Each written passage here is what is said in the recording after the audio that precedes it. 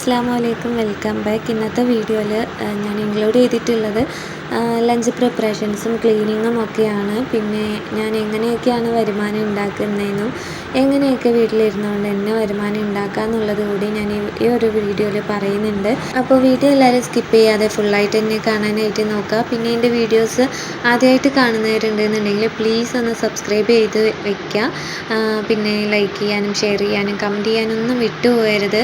ഞാൻ എപ്പോഴും കാലത്തുള്ള ഫുഡൊക്കെ കഴിച്ചതിന് ശേഷം മക്കളെയൊക്കെ സെറ്റാക്കിയിട്ട് ഉച്ചയ്ക്കുള്ള ഫുഡും മറ്റുള്ള ജോലികളും ഒക്കെ നോക്കാറുള്ളൂ. ഇക്ക ഉച്ചയ്ക്ക് ഉണ്ണാൻ ടൈം ആകുമ്പോൾ ഇങ്ങോട്ട് വരും. അപ്പോൾ അതിന് മുമ്പായിട്ട് പതിയെ ഓരോന്നായിട്ട് ചെയ്താൽ മതി. അപ്പോൾ ഞാൻ ആദ്യം കിച്ചൺ ജസ്റ്റ് ഒന്ന് നീറ്റാക്കിയിടും. അതിന് ശേഷമാണ് അരി കഴുകിയിടാറ്.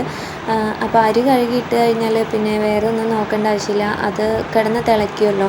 അത് കഴിഞ്ഞിട്ട് നമുക്ക് ഒരുവിധം സെറ്റാവുന്ന സമയത്ത് റൈസ് കുക്കറിലേക്ക് മാറ്റിയാലും മതി. പിന്നെ അരി കഴുകിക്കൊണ്ടിരിക്കുമ്പോഴാണ് എനിക്ക് മരുന്ന് കഴിച്ചിട്ടില്ലല്ലോ എന്നുള്ള ഓർമ്മ വന്നത്. അപ്പോൾ വേഗം മരുന്നൊക്കെ കഴിക്കാമെന്ന് വിചാരിച്ചു. ഞാൻ കഴിഞ്ഞ വീഡിയോയിൽ പറഞ്ഞിട്ടുണ്ടായിരുന്നു എൻ്റെ കഴുത്തിന് എന്ത് പറ്റി എന്നുള്ളത്. അപ്പോൾ കഴുത്തിൻ്റെ വേദന മാറ്റാനായിട്ട് ഡോക്ടർ തന്ന മരുന്നാണിത്. ആയുർവേദ മെഡിസിനാണ്. ഞാൻ മരുന്ന് കഴിക്കാൻ ഭയങ്കര പിന്നിലേക്കുള്ള ഒരാളാണ്. ഇത് കഴിക്കുന്നത് കാണുമ്പോൾ നിങ്ങൾക്ക് മനസ്സിലാവും. എനിക്ക് മരുന്ന് കഴിക്കാമെന്ന് പറഞ്ഞാൽ പനി വന്നാൽ പോലും എനിക്ക് മരുന്ന് കഴിക്കാൻ ഭയങ്കര മടിയാണ്. എന്തോ എനിക്ക് മരുന്ന് അത്രയ്ക്ക് ഇഷ്ടമല്ല. എല്ലാവർക്കും അങ്ങനെ ഇഷ്ടമാവണമെന്നില്ല അല്ലേ. പക്ഷേ എനിക്ക് മരുന്ന് കഴിക്കാൻ ഭയങ്കര മടിയാണ്. എന്താണെന്നറിയില്ല, എപ്പോഴും ഇതേപോലെ തന്നെയാണ് കേട്ടോ. പിന്നെ ഇതൊക്കെ കഴുത്തിലെ വേദന മാറ്റാൻ വേണ്ടി മാത്രം ഉള്ളതല്ല. ബ്ലഡ് കുറവുണ്ട്, പിന്നെ കാൽസ്യം കുറവുണ്ട്, പിന്നെ മസിൽസും കുറച്ച് വീക്കാണ്. അപ്പോൾ എല്ലാത്തിനും കൂടെയുള്ള മെഡിസിൻസാണ് ഇതൊക്കെ. അപ്പോൾ ഇതൊക്കെ കഴിക്കുന്ന പാടെ എനിക്കേ അറിയൂ. ഒരുപാട് സമയം എടുത്തിട്ടാണ് ഞാൻ ഈ മരുന്നൊക്കെ കഴിക്കുന്നത്. എനിക്ക് തല ഇങ്ങനെ ബാക്കിലോട്ട് ചരിക്കാനൊന്നും കിട്ടുന്നില്ല. വേദനയുണ്ട് എങ്കിലും എനിക്ക് അങ്ങനെ കഴിച്ചാൽ മരുന്ന് കഴിച്ച് തൊണ്ടയിൽ നിന്ന് ഇങ്ങനെ ഇറങ്ങിപ്പോവും. അപ്പോൾ കഴിച്ച് വന്ന ശീലം അങ്ങനെ ആയതുകൊണ്ടാണ് എൻ്റെ വേദന ഈ ഒരു മരുന്ന് കഴിച്ചതിൽ കുറച്ച് മാറ്റമുണ്ട്. ഇപ്പോഴും പൂർണ്ണമായിട്ട് മാറിയിട്ടില്ല, എന്നാൽ കൂടി കുറച്ച് സമാധാനമുണ്ട്. നേരത്തെ വേദന വന്ന ദിവസത്തെ അത്രത്തോളം വേദനയില്ല, എന്നാലും ആശ്വാസമുണ്ട്, നല്ല ആശ്വാസമുണ്ട്. അപ്പോൾ ഈ മരുന്നിൽ തന്നെ എല്ലാം മാറട്ടെ എന്ന് ഞാൻ വിചാരിക്കുകയാണ്. പിന്നെ പച്ചക്കറി വെക്കാനുള്ളതൊക്കെ ഫ്രിഡ്ജിലുണ്ട്. ഉപ്പേരിക്ക് വെക്കാനുള്ള ഐറ്റംസാണ് കൂടുതൽ. അപ്പോൾ എന്തായാലും ഇന്ന് ഉപ്പേരി വെക്കാമെന്ന് വിചാരിച്ചു. ബീൻസൊക്കെ കുറേയൊക്കെ കേട് വന്നു പോയി. അപ്പോൾ വേഗം അതൊന്ന് ഉപ്പേരി വെക്കാമെന്ന് വിചാരിച്ചു. അതൊക്കെ ക്ലീൻ ചെയ്ത് എടുക്കുന്നുണ്ട്. അതിനിടയിൽ ചോറ് സെറ്റായോ എന്നുള്ളത് ഞാൻ നോക്കുന്നുണ്ട്. പക്ഷേ നല്ല വേവുള്ള അരിയാണ്, ഒരുപാട് സമയം തിളപ്പിക്കണം അതൊന്ന് ലെവലായിട്ട് കിട്ടാനായിട്ട്. അപ്പോൾ അത് കുറച്ചുകൂടി തിളച്ച് വരട്ടെ എന്ന് വിചാരിച്ചു. പിന്നെ ഇന്ന് രസമാണ് ഉണ്ടാക്കുന്നത്. അപ്പോൾ അതിന് വേണ്ടിയിട്ട് ചെറിയുള്ളി, വെളുത്തുള്ളി, നല്ല ജീരകം, കുരുമുളക് ഇതെല്ലാം ഒന്ന് മിക്സിൻ്റെ ജാറിലിട്ട് ക്രഷ് ചെയ്തെടുക്കുന്നുണ്ട്. ചതച്ചെടുത്താലും മതി. ഞാനിപ്പോൾ എളുപ്പത്തിന് മിക്സിൻ്റെ ജാറിലിട്ട് ഒന്ന് ക്രഷ് ചെയ്തെടുക്കും. വെള്ളമൊന്നും ചേർക്കാതെ വേണം ക്രഷ് ചെയ്തെടുക്കാൻ, എന്നാലേ നല്ല ടേസ്റ്റ് ഉണ്ടാവുള്ളൂ. കുറേ ദിവസമായി രസം വെച്ചിട്ട്. അപ്പോൾ ഇന്നെന്തായാലും രസം വെക്കാമെന്ന് തീരുമാനിച്ചു. രസത്തിൻ്റെ കൂടെ ഉപ്പേരി ഉണ്ടല്ലോ, അപ്പോൾ അതെന്തായാലും ബാലൻസ്ഡ് ആയിട്ട് പോവും. അപ്പോൾ ഈ ഒരു രസം നല്ല ടേസ്റ്റുള്ള രസമാണ്. ഞാൻ ഉണ്ടാക്കുന്നത് കൊണ്ട് പറയുന്നതല്ല. ഓരോ റെസിപ്പിക്കും അതിൻ്റേതായിട്ടുള്ള ഒരു ഒതൻറ്റിക് ടേസ്റ്റ് ഉണ്ടാവുമല്ലോ. ആ ഒരു ടേസ്റ്റ് കൊണ്ടാണ് ഞാനിത് അടിപൊളിയാണെന്നുള്ളത് പറയുന്നത്. അപ്പോൾ രസം ഇങ്ങനെ ഒന്ന് ട്രൈ ചെയ്ത് നോക്കുക നിങ്ങൾ. അപ്പോൾ നിങ്ങൾക്ക് എന്തായാലും ഇഷ്ടമാവും. ഒരു ബ്രാഹ്മൺസിൻ്റെയൊക്കെ വീട്ടിൽ പോയിട്ട് ഫുഡ് കഴിച്ച ആ ഒരു ഫീലാണ് ഈ ഒരു രസം വെച്ചിട്ട് ചോറുണ്ട് കഴിഞ്ഞാൽ. പണികളൊക്കെ പെട്ടെന്ന് തീരാൻ വേണ്ടി 2 സ്റ്റൗവിലും വേഗം വേഗം ഓരോന്ന് ചെയ്യുന്നുണ്ട്. ഉപ്പേരി ഒരു സൈഡിൽ ആവുന്നുണ്ട്, അതിനോടൊപ്പം തന്നെ രസത്തിൻ്റെ പരിപാടിയും ഇപ്പുറത്തെ സൈഡിൽ നോക്കുന്നുണ്ട്. അടപ്പ് നോക്കിയപ്പോൾ കണ്ടില്ല, അടച്ച് വയ്ക്കുന്ന മൂടി നോക്കിയപ്പോൾ കണ്ടില്ല. അപ്പോൾ ഒരു പ്ലേറ്റ് കൊണ്ട് മൂടി വെച്ചതാണ്. ഇനിയിപ്പോൾ ഞാൻ ജസ്റ്റ് ഒന്ന് രസത്തിൻ്റെ റെസിപ്പി പറഞ്ഞു തരാം. വെളിച്ചെണ്ണ ഒഴിച്ചിട്ടുണ്ടായിരുന്നു. അതിലേക്ക് ഉലുവയിട്ട് പൊടിച്ചെടുത്തതിന് ശേഷം ചെറുതായി കട്ട് ചെയ്ത ചെറിയുള്ളി, വെളുത്തുള്ളി, പിന്നെ വറ്റൽമുളക്, കറിവേപ്പില എല്ലാം ഇട്ട് താളിച്ചതിന് ശേഷം ഞാനിവിടെ ചെറിയൊരു തക്കാളിയാണ് എടുത്തിട്ടുള്ളത്. ആ തക്കാളി ഒന്ന് കട്ട് ചെയ്തിട്ട് സോഫ്റ്റായിട്ട് വരുമ്പോൾ നമ്മൾ പുളിവെള്ളം പിഴിഞ്ഞത് ഒഴിച്ചു കൊടുക്കുക. ആ പുളിവെള്ളം ഒഴിച്ചു കൊടുക്കുന്നതിൻ്റെ കൂടെ തന്നെ നമ്മൾ മിക്സിയിൽ ഇപ്പോൾ ചതച്ച് വെച്ചതുണ്ടല്ലോ അതും കൂടെ ചേർത്ത് കുറേശ്ശെ മുളക് പൊടി, മല്ലിപ്പൊടി, മഞ്ഞൾപ്പൊടി അര സ്പൂണ് വീതമാണ് ഞാൻ ചേർത്ത് കൊടുത്തിട്ടുള്ളത്. മഞ്ഞൾപ്പൊടി കുറച്ച് മതി. പിന്നെ ആവശ്യത്തിന് കല്ലുപ്പും ചേർത്ത് നന്നായിട്ട് തിളപ്പിക്കാനായിട്ട് വയ്ക്കുക. തിളപ്പിച്ച് കഴിഞ്ഞാൽ നമ്മുടെ രസം ഇവിടെ റെഡിയായി. പിന്നെ ലാസ്റ്റ് കുറച്ച് കായപ്പൊടിയും മല്ലിയിലയും ചേർത്ത് കൊടുത്താൽ നമ്മുടെ രസം സെറ്റായി. അടിപൊളി ടേസ്റ്റാണ്. പെട്ടെന്ന് തന്നെ ഉണ്ടാക്കിയെടുക്കാനായിട്ട് പറ്റും.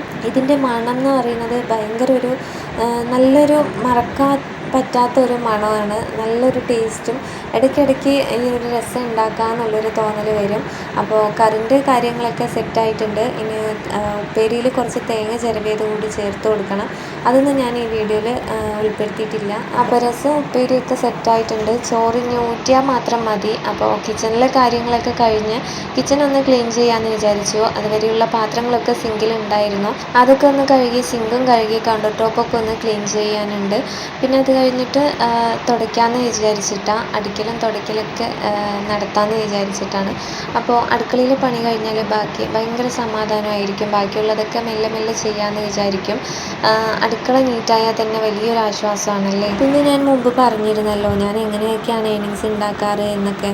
അപ്പോൾ അത് ഞാനിപ്പോൾ പറയാം. ഞാൻ ഇപ്പോഴൊന്നും അല്ല ഏണിങ്സ് ഉണ്ടാക്കാനായിട്ട് തുടങ്ങിയത്. കുറേ വർഷങ്ങളായിട്ട് ഞാൻ സ്വന്തമായിട്ട് വരുമാനം കണ്ടെത്തുന്നുണ്ട്.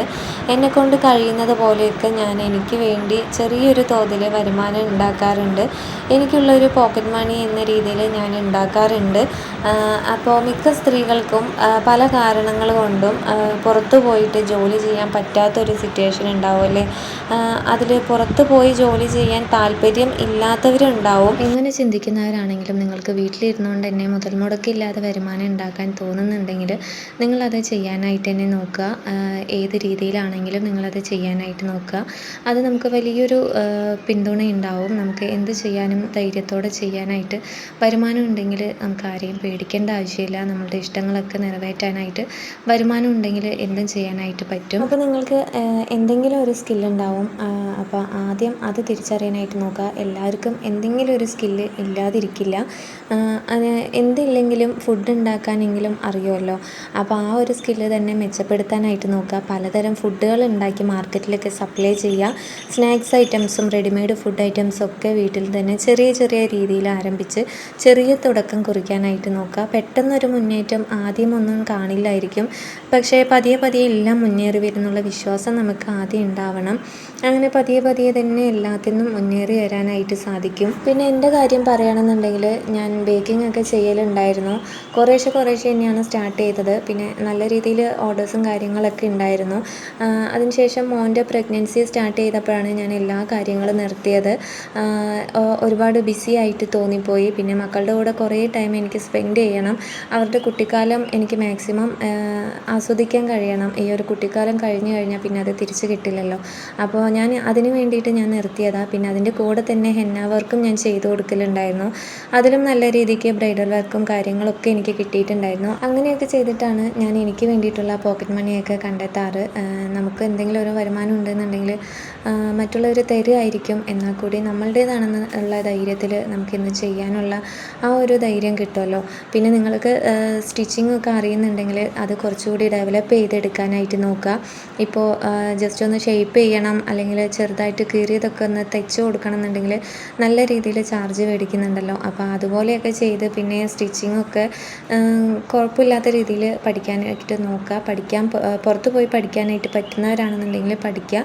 അല്ലെങ്കിൽ ഇപ്പോൾ യൂട്യൂബിലും ഒക്കെ ഓൺലൈനായിട്ടുള്ള ഒരുപാട് ക്ലാസ്സസൊക്കെ ഉണ്ടല്ലോ. അപ്പോൾ അതുപോലെയൊക്കെ നോക്കിയിട്ട് നമ്മൾ ചെയ്യാനായിട്ട് നോക്കുക. അതുപോലെ തന്നെ പിന്നെ ചിലർക്കൊക്കെ സെൽഫായിട്ട് നല്ല രീതിയിൽ മേക്കപ്പ് ചെയ്യാനായിട്ട് വശം ഉണ്ടാവില്ലേ. അവരൊക്കെ ചെറുതായിട്ടാണെങ്കിലും നമ്മളുടെ അടുത്തുള്ളവരൊക്കെ മാരേജൊക്കെ ഉണ്ടാവുമല്ലോ.